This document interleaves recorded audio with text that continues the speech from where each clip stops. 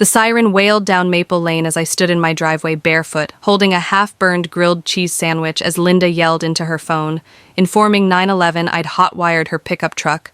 My pickup truck, a rust-red Ford F-250 passed down from my dad with my name Jake, etched into the steering wheel and a coffee mug still stuffed inside that red world's okayest driver.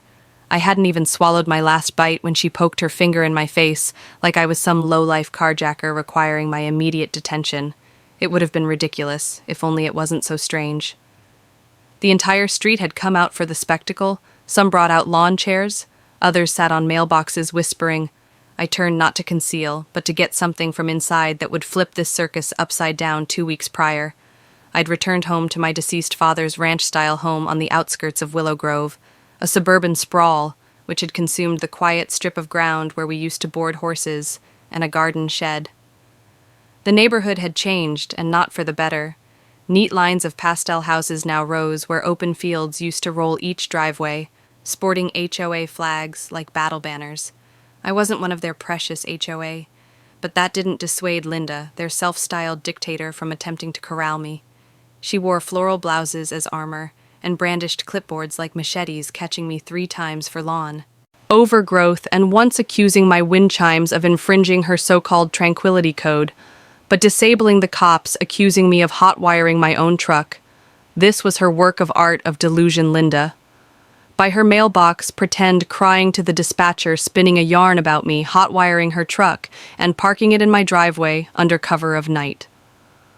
I wasn't angry, I was nearly impressed with her audacity, her complete disconnect from reality, when the cops pulled up squad cars and a cruiser prepared for a standoff officer.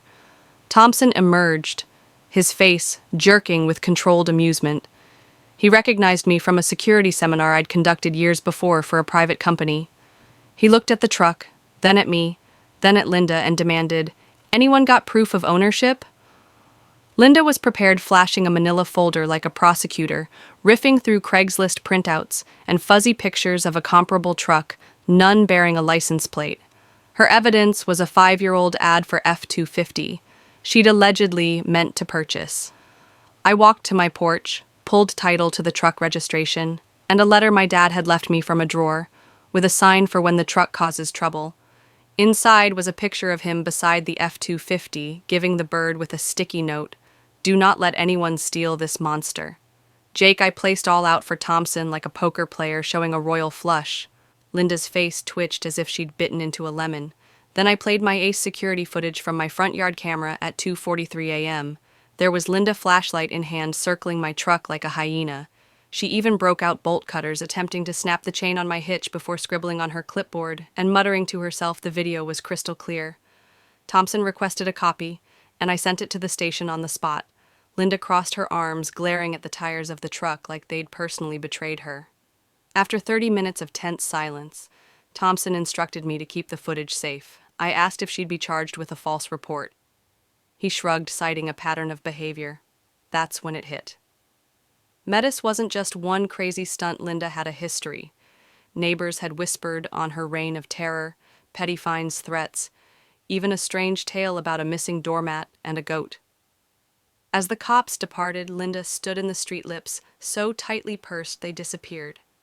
I waved from my porch. She didn't wave back. The crowd scattered, some neighbors applauding, others shaking their heads with pity or amusement. But I weren't cheering. Linda didn't lose dignity. She slunk away like a viper, waiting for her next strike that night.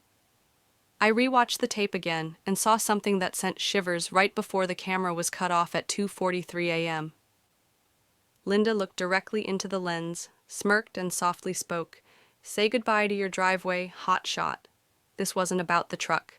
It was personal. Sleep did not come easily. I kept the lights on my phone within reach. Morning, an unsigned HOA letter arrived in my mail, stating utility vehicles weren't allowed to park on visible property lines and had to be relocated within 24 hours. It quoted Regulation 14B, which wasn't applicable to May, wasn't present in their jurisdiction. But Linda didn't give a darn about regulations. She needed to be in control. Glaring at the truck, I remembered the road trips the fence posts had dragged across counties. The bump from when Dad swore he'd crushed a mailbox, but actually clipped a wild turkey. That truck was my life, and Linda wanted it taken away because it was mine. I decided to battle, not merely defend. I installed additional cameras, motion detectors, and copied all the scraps of evidence to a cloud folder I referred to as Linda's Folly. If she wanted war, I'd provide her with one battled with facts and video.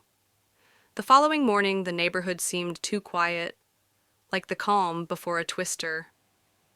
Linda wasn't the type to give up.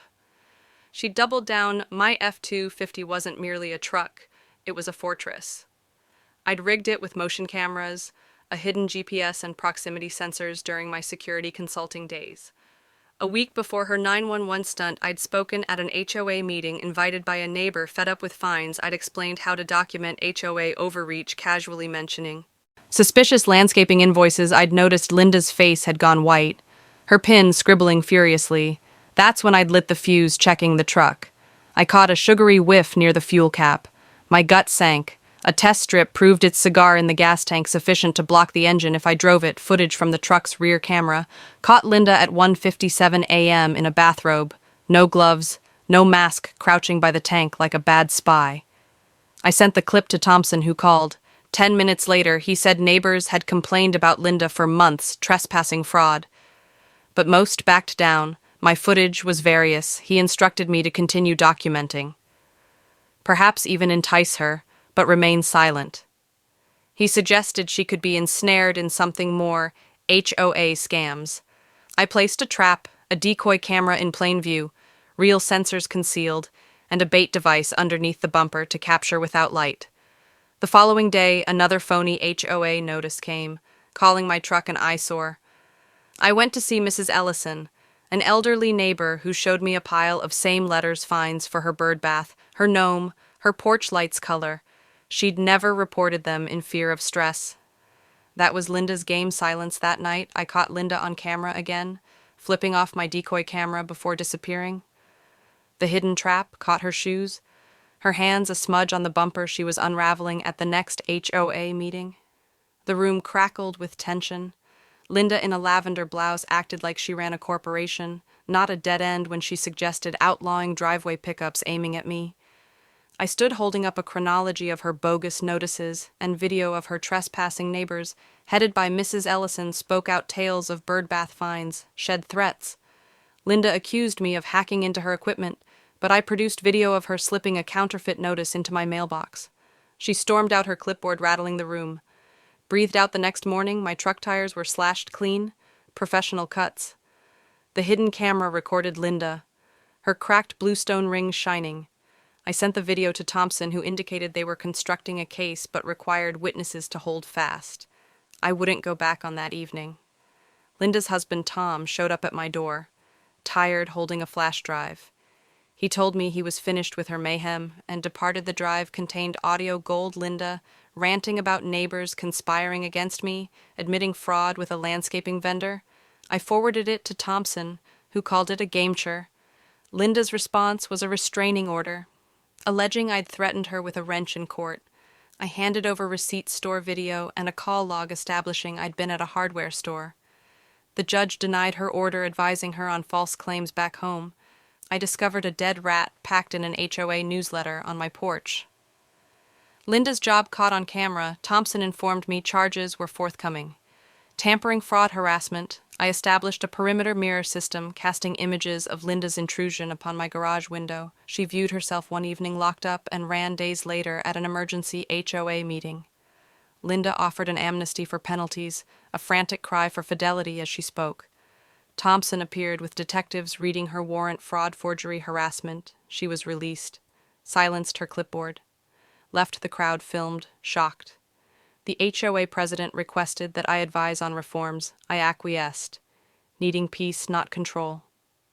Weeks afterward, the neighborhood flourished. We established an open HOA gateway, equitable voting, and a community garden. Linda, on bail, was prohibited from going back. Her case hung over my footage central. One morning, I washed the truck and drove to Dad's fishing hole, the radio blasting windows down at a gas station. An attendant admired the F-250's condition. I smiled. It had been through hell back home, the Linda's Folly folder laid in a drawer, a testament to standing strong. The truck sat proudly in my driveway. Not only a car, but a symbol Linda believed she could bully truth into submission. But cameras don't lie and facts don't bend. Each rumble of that engine was victory freedom. A reminder that when you push good people too far, they don't break, they fight back, and no clipboard, no lie, no fake tears can outlast the weight of undeniable truth.